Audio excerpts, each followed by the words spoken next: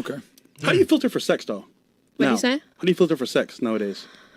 For a long time, I was like really desensitized, to be honest. So like I took almost like a year of celibacy, and that helped a lot. Got it. Okay. All right.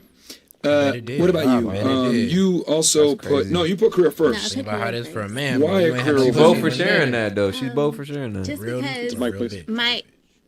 just because my experience with men hasn't been the best, and the way that I was raised, you don't depend on a man because at any time I'm not comfortable with, you know what I'm saying, fully depending on a man. At any time he could tell you to get out of his house, he could tell you anything. So I always want to make sure that I have my own regardless. Like that's first. How many generations is this rhetoric that you can't depend on a man? He can walk out of your life at any time.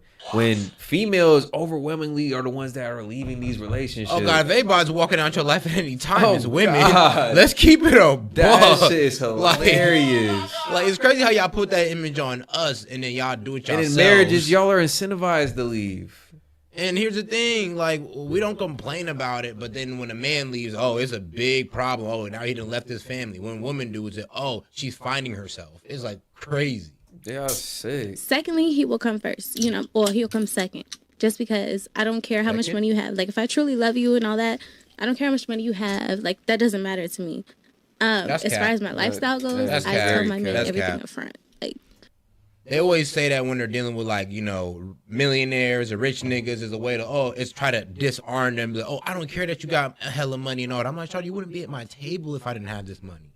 You wouldn't be in my presence if I didn't have a certain way about me or I wasn't in a certain place that involved to have a high income. Like, yeah, there are bitches but they're that not, be in high income places but they're not, about, I don't care how much you make. You right.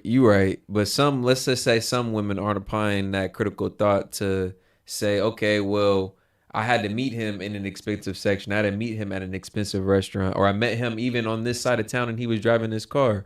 They might not really apply that critical thought and be like, oh, he's rich. They might just be like, oh, he's not broke. You know what I'm saying? But then again, though, if you're used to rich niggas, then I'll be real with you. Like, you're right.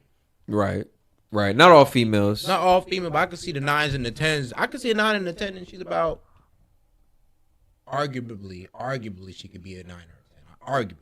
Because she's not a bad-looking young lady at all. I you know.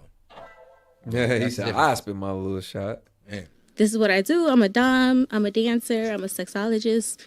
Can you tell me what a sexologist is? I was going to ask. I'm very interested. Yeah. This burning question inside of me as I was sitting here. So basically, I will honestly. She pretty much walks you through how to get that. Yeah, how to get that shit on.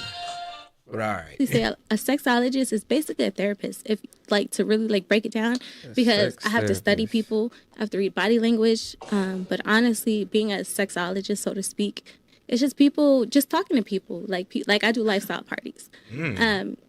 Sorry. So I'm a guy or a girl, and I call you when I need sex. Advice on sex? No, it could be advice. It could be a way of direction. A lot of people have sexual fantasies, for one. They have sexual things that they want to do with their partner. I will give females this. If you're trying to know how to get a female off, wouldn't you want to go ask a sexologist that's a female? It makes logical sense.